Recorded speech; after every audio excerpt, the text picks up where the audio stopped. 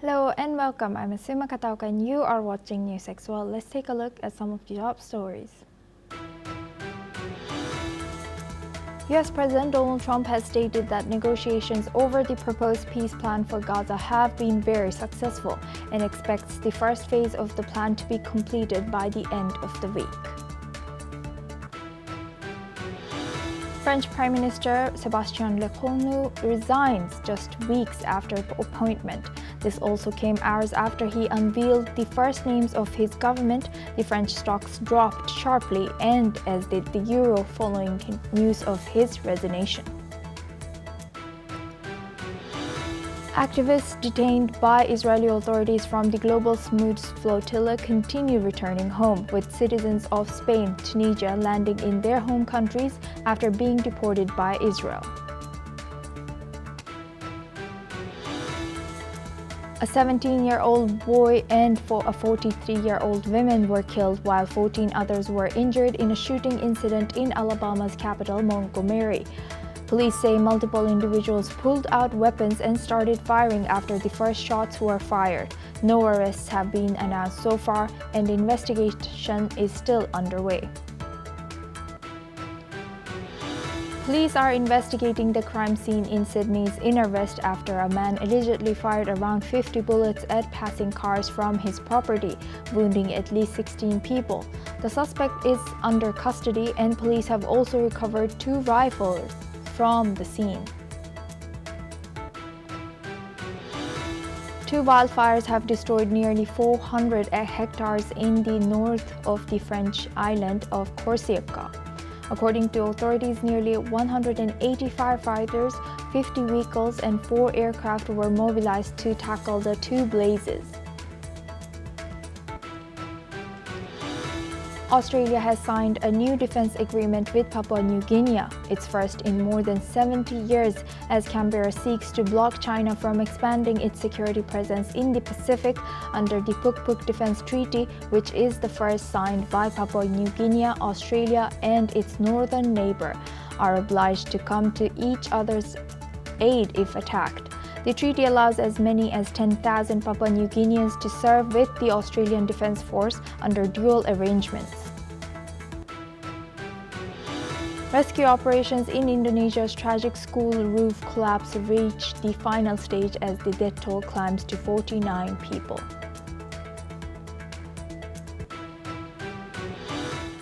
Now we move on. We start with France. France's Prime Minister Sébastien Lecornu has resigned less than a month after his appointment. This makes his tenure as the French Prime Minister the shortest in history. Lecornu's resignation comes after his right-wing allies indicated that they would withdraw support from his government.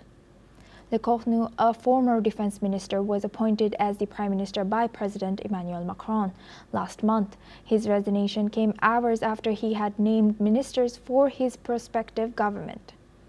This unexpected resignation has once again revealed the deepening political instability in France, even as they look to lead the European response to global crisis. Now for this discussion, we're joined by Dr. Andrew Smith. He's an historian of modern France, Queen Mary College at University of London, joins us live from London. Thank you very much, Doctor, for joining us, and welcome to News X World. Now, Dr. Smith, what do you think led to the resignation of the French Prime Minister just a month into office, and what does this say about the current political climate in France? Well, I think what this reveals is one of the fundamental realities of French politics at the moment, which is that since Emmanuel Macron dissolved Parliament last year by surprise, the election yielded a Parliament which is split into basically 3 equal blocks. And the difficulty is that there is very little attempt or willingness to cross over between those 3 blocks. And as such, Emmanuel Macron's governments have tried to rule from the centre with a minority government and have been forced to really force things through Parliament using all kinds of constitutional measures. One of the reasons that Prime Minister Sébastien Lecornu has resigned was precisely that atmosphere of a lack of willingness to kind of work together and work across party boundaries. For the last 3 weeks, he's tried to negotiate with the left, with the right, with trade unions. He's tried to give up some things, forbidding the use of a constitutional measure to force through budgets. But nobody's been willing to go with him. And as he appointed his cabinet last night, it turned out that really some of his closest allies on the centre-right were disappointed with the lack of change, with business as usual. And they said something needs to change. And as such, Le Cornu said, well, I'm going to resign. I don't have what it takes to move beyond this blockage. So what comes next? It's going to be Emmanuel Macron, the president, will need to intervene some way, either by naming a new prime minister, by dissolving this current parliament and calling for new elections, or resigning himself. But really it's going to be, I think, option 1 or 2 there, and very likely we'll have to see something happen soon. And building on that answer, so how does the resignation of this prime minister impact President Macron's ability to govern? As we know that he has the lowest support among other presidents in history in France, and so considering his already strained relationship with the French Parliament. Emmanuel Macron, as president, sits above the French National Assembly, the parliament. He has a 5-year term. He's been elected to his second 5-year term, which comes to an end in 2027. So in reality, none of this right now means automatically that he has to resign. None of it affects his ability to maintain his position. He has a very prominent position internationally and in projecting French diplomatic affairs overseas. He delegates much of that domestic arena, much of those domestic politics, to the Prime Minister and his government, the Parliament.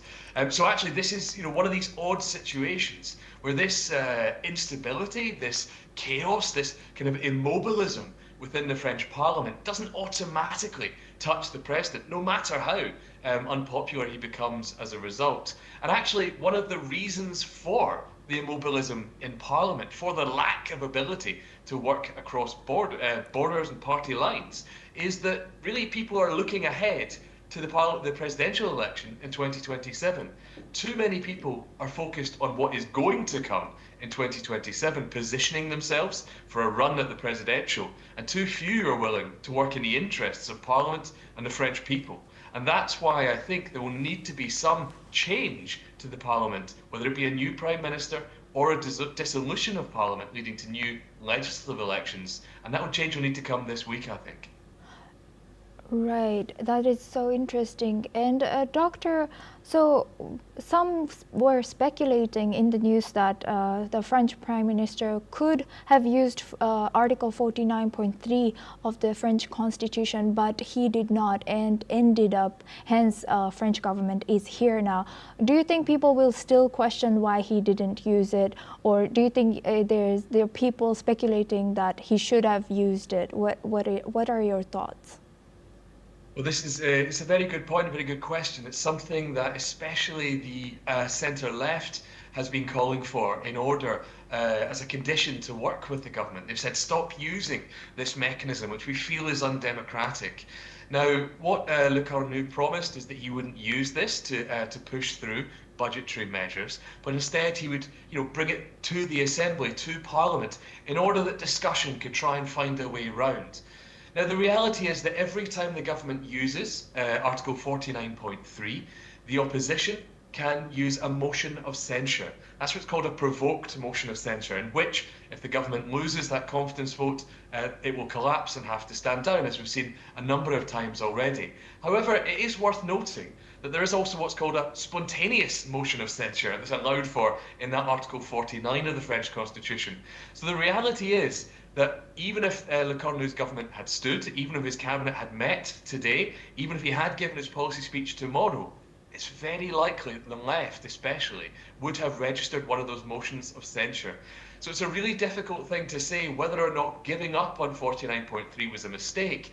It's certainly something which came too late in the day, I think, to have a material impact on the negotiations. So the only thing he could really have done, I think, would have been said about a month ago to commit not to use it and start the discussion there. rather than finishing that discussion with the composition of that cabinet.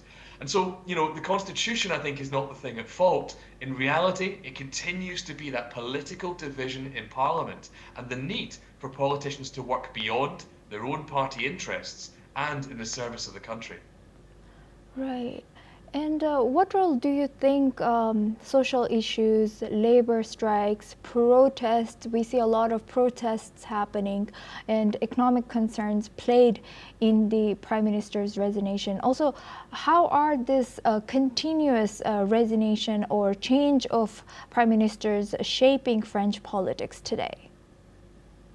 Yeah, well, certainly Sebastian Lecornu started his 3-week term as Prime Minister, meeting with social partners and the trade unions. France had seen very recently a sort of organic social protest movement, the Block Everything movement at the start of September, followed by a series of trade union strikes on the 18th of September. There are a number of issues there which relate to things like pensions, to things like trade and tariffs, and even to things like purchasing power, the cost of living. And those lead to a variety of different types of protests. Especially with the trade unions, one of the big issues is, of course, they have a strong link to the centre-left Parti Socialiste, the Socialist Party, that could have been one of the parties that Lecornu worked with in trying to compose a government. His inability to win round those social partners in the trade unions, I think, exacerbated and made worse his ability to actually communicate with the Socialist Party. So in that way, I think it very quickly did lead to his downfall because of that inability to find that compromise. And I do think actually this constant instability, this cavalcade, this constant procession of new prime ministers is something that is really affecting France's ability to project stability and to manage its economic affairs. We know that the previous prime minister, François Bayrou, was very focused on the idea of the French deficit, on the idea of French borrowing costs, and sought to tackle that head on. That's something that Lecornu was committed to, and something the centre-right certainly want to see. And it remains a live issue, one that has not been addressed. And so, when France eventually gets round to naming a new Prime Minister and trying to pass a new budget, that will have to happen by the end of this year. And although it is in some ways only October, that time in between will get taken up very quickly in Parliament. And so there's a lot of road left to run in order to kind of keep a tight budget, to improve France's economic performance, and to drive growth in the country, which will help alleviate some of those purchasing power and cost of living problems for ordinary French people. So yes, I think that political instability has a direct link to economic performance, and it's a bit of a feedback loop as well. One influences the other.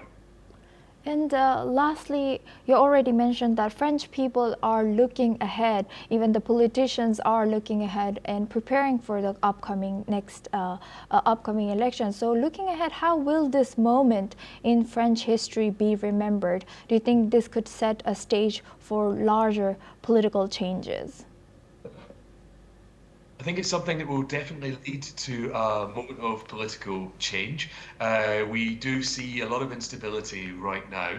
The next elections that are scheduled at the moment in France will be early next year in spring with the municipal elections. That's what a lot of the parties are talking about at present. And that will set the stage and really tell us what's going to happen when it comes to the presidential election scheduled for 2027. It will be a turning point. Emmanuel Macron cannot run again in those elections. We already know, in terms of looking at the polling data so far, that the far right at this present moment enjoys a very significant lead in those opinion polls. And so it's really something, I think, which will be quite difficult to forecast, but we're very likely to see political change come about as a result of those elections, yeah. With that, I would like to thank Dr. Andrew Smith for joining us and sharing your insight as a historian of modern France from Queen Mary College, University of London, all the way from London. Thank you very much for bringing your insight to our discussion today. Now we move on and we stay in Europe. German Foreign Minister Johann Wadephul has said that ongoing attempts to end the Gaza war were the most promising proposals existing, and that he rated the responses received from the concerned stakeholders as positive. Let's listen into what the German Foreign Minister has said. Letztlich wird es natürlich in den nächsten Stunden und Tagen darum gehen, wirklich die erste Phase des Friedensplan für Gaza umzusetzen. Es gibt keinen besseren Plan als den Plan, den Präsident Trump mit Premierminister Netanyahu vorgestellt hat. Ich gehe davon aus, dass alle Beteiligten ihn unterstützen. Das, was ich hier an Stimmen aus der Region gehört habe, war alles unterstützend. Das sind gute Vorzeichen, aber es muss jetzt Handwerksarbeit geleistet werden. Dazu möchte ich meine Beiträge leisten. Deswegen führe ich heute noch Gespräche auch in Israel. Diese Woche ist die entscheidende Woche dafür, dass die erste Phase gelingen kann, dass die Geiseln freikommen, dass humanitäre Hilfe in den Gazastreifen kommt und dass wirklich ein Waffenstillstand abgemacht wird. Dafür Lob. This comes as Israel and Hamas are set to hold indirect talks in Egypt. Wadepool has taken part in a joint meeting of foreign ministers from the EU and the Gulf Cooperation Council in Kuwait. According to the German embassy, Wadepool is also scheduled to visit Israel today, where he is due to give a statement. Meanwhile, Hamas officials have already arrived in Egypt ahead of talks with Israel that the U.S. hopes will lead to a halt in fighting and the freeing of hostages in Gaza. Israel continues its offensive in Gaza City. Explosions and rising smoke have been seen in Gaza City. The Israeli army has also released footage of what it says are operations of the 401st Brigade in Gaza City. Now for this discussion, we are joined by Matti Zweig. He's a geopolitical expert, joins us live from Tel Aviv. Thank you very much, Matti, for joining us again. Good to see you. Now thank you. Now looking at this news coming in, what is the role of Germany? How is Germany navigating this between Israel and Hamas? Well, Germany usually has been a very positive vector between the parts and taking usually not the Israeli side, but understanding what is the right of Israel to defend themselves from a genocidal terrorist group and jihadist group. And from the other side, pushing Israel, of course, like many European countries, to a compromise to stop the war. And they think now there are positive signs in the same way that Trump sees positive signs, and Europe in general, and even Israel. But things are not over, because we must understand that the hostages is the last card that is holding this terrorist group, and they are not really very easily wanting to free them. So still are going to develop to see a positive final to this to all this so-called agreement and redeployment of Israel and a new future for all the area. They are still thinking that maybe the world is going to continue pressuring Israel to give up in many points and to have more benefits from the situation that they put themselves in, and making suffer either the Palestinian people and the Israeli people as well. And to us, it seems like finally the discussions or negotiations are holding a momentum. Are people still optimistic about this situation in Israel? People is more optimistic than in the past, because everybody think that we have come to a point that from one side the military pressure from Israel, from the other side the weakness of Hamas, and the international context that from one side Europeans are giving a price to terrorists in a form of a Palestinian state that is not really a form or borders or a clear leadership. And from the other side, they know that Israel must defend themselves. They must continue being on the ground and around all the perimeter, at least, of the actual Gaza Strip. And from the other side, everyone understands that in some way or another is going to be another government that is going to change Hamas failure government that it was supposed to govern, but instead of this, they were only preparing for war against Israel. So anyway, we are positive that something good is going to happen. The question is if Hamas is going to continue being suicidal and trying to get to the end. It doesn't matter how much blood it will still spill on the ground. Right. With that, I would like to thank Maris Wake for joining us and sharing that insight on this topic. Thank you very much. Now we move on.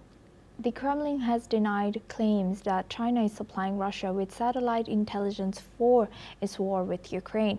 A Russian spokesperson has said that Moscow has its own capabilities to meet all battlefield needs. The response came after Ukraine's foreign intelligence agency alleged that Beijing had passed satellite data to Russia, helping target missile strikes, including on sites with foreign investment. One such strike in August has destroyed a U.S.-owned facility in western Ukraine. Kyiv has said that this points to high-level cooperation between Russia and China. The allegations come as China has positioned itself as a potential mediator in the war, while Western governments remain wary of Beijing's ties with Moscow. Now for this discussion, we're joined by Professor Vasilin Popovsky. He's a professor and vice dean at Jindal Global Law School, joins us live from New Delhi. Thank you very much, Professor, for joining us again. Good to see you. Now, China puts itself out as a middle or a neutral country, but the news that has just come in, it shows otherwise. What is your take on this? Well, we still need to know all the details on this. There are claims by Ukraine, and they are not for the first time. Ukrainians can report what they see. The denial by Moscow, again, it doesn't mean anything. Russia denies everything, the obvious. So the news from Russia and from China, for that matter, has to be taken always with suspicion. There is no freedom of information in Russia. There is no freedom of information in China. So whatever they say, it is something to fit the government, and it is not to fit the truth. And that's very normal in a democratic society like India, like Europe. We know what the information to take. We know how to verify the information. And on the opposite, in dictatorial states like Russia and China, what we hear even from high officials should be taken with a lot of suspicions. Well, when Russia say they have their own capabilities, again, that's half of these capabilities have been destroyed already. Russia is fighting an unnecessary, brutal, unprovoked war for almost 4 years and lost so much soldiers and equipment, including intelligence equipment. So it's an erratic and unnecessary war for Russia. And there is no good news for Russia as well. So that's why they will deny absolutely everything and trying to utilize some controversies also everywhere else and to point to those somehow to redelegate the burden from their own misinformation to someone else's. Again, we don't know, but the question on China is interesting. China is neutral, and on one hand, China is interested the war to go on because that weakens Russia, and China can make definitely some benefit and take some concessions out of weak Russia. On another hand, if somehow the war is coming to an end, China will also present itself as a peacemaker. So in any scenario, China will try to make the best for itself. It has always been a selfish international player. So whatever the news comes, China will present it as best as possible for their own interests, for their own purposes. Yes, and building on that answer, China has navigated to position itself as the primary, as a neutral player. But however, it is a primary recipient of Russian LNG. So, what do you think? What strategic advantages is China using with this situation all over the world? Especially in terms of Russia and Ukraine's war. What do you think how do you think China is using this situation to its advantage? Yes, it does. You're absolutely right, Asuma. China is utilizing the war in its own interest. It buys Russian oil and gas in large quantities, which basically much more supports Putin rather than some intelligence information. So the big support China gives to Russia is buying oil and gas. And for that matter, those millions of dollars that come into Russia from that sales of oil and gas support the war for Putin. There is no other revenue for Putin apart from selling resources and mostly oil and gas. Yes, China is trying to present itself as a leader of a new global order, utilizing the decline of American based on global order. Donald Trump comes very handy for China now, because Donald Trump is isolating United States with its own incompetence and erratic behavior, imposing tariffs and then removing tariffs. And because of such US president in those 4 years, China would obviously take the best advantage it can take by presenting itself as a leader of a new world, imposing some new alliances, BRICS, and Shanghai Cooperation Agreement, the New Development Bank, every initiative, the Belt and Road Initiative, every initiative that China took over the last years, they will continue to re-emphasize and enhance as to make as much advantage as possible. And definitely the Russian-Ukrainian war comes as one of those, again, you see, China is pretending to be neutral, but it does not really help solving the conflict. They are not acting as mediator like other countries, like Turkey.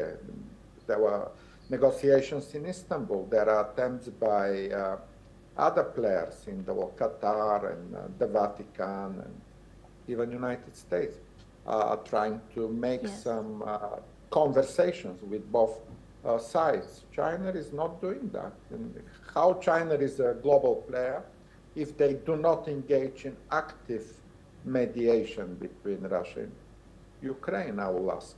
So they pretend to be a global leader, but they don't do anything to show themselves as supporting a peace agreement in Ukraine. Professor, with that, I would like to thank you for joining us and sharing that insight. Thank you. Now we move on. Hundreds of trekkers were stranded near the eastern face of Mount Everest in Tibet. They have been guided to safety now after a severe blizzard hit the region. Rescuers, including Tibetan firefighters, mobilized quickly to assist the trekkers as unusually heavy snow and rain plummeted the Himalayas. As of Sunday, 350 trekkers had reached Kudang Township, while contact was made with more than 200 others still trapped. Footage released by the Tibet Firefighting Department showed teams guiding trekkers through knee-deep snow and strong winds, conditions which are unusual for October. Local villagers and rescue teams worked to clear snow blocking access to the area, ensuring continued evacuation. Authorities suspended ticket sales and entry to the entire Everest scenic area from Saturday. Rescuers continue to bring the remaining trekkers to safety, with efforts planned in stages due to the intense weather and high altitude conditions. Now we stay in Asia. Malaysian Prime Minister Anwar Ibrahim and Pakistani Prime Minister Shehbaz Sharif held a bilateral meeting in Putrajaya, Malaysia. The two leaders discussed bilateral discussions and also talked about the situation in Gaza, expressing hope that US President Donald Trump's 20-point peace plan will bear fruitful results.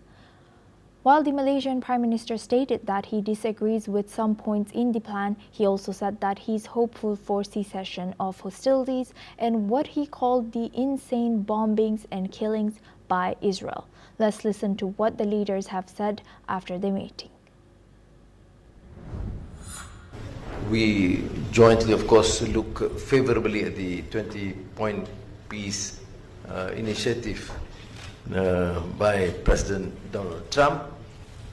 Although Malaysia do express some concerns, but at least on the point of cessation of hostilities, stop the insane bombings and killings by the Zionist Israeli regime on Gaza in particular. Today I want to make it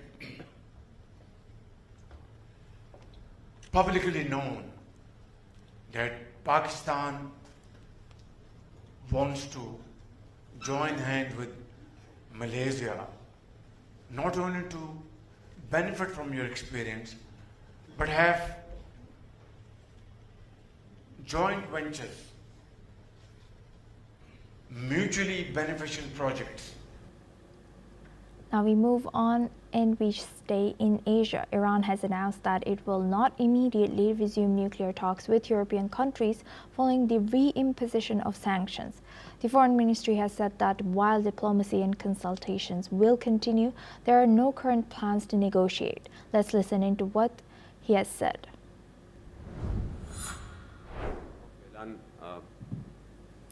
برنامه‌ای برای مذاکره نداریم.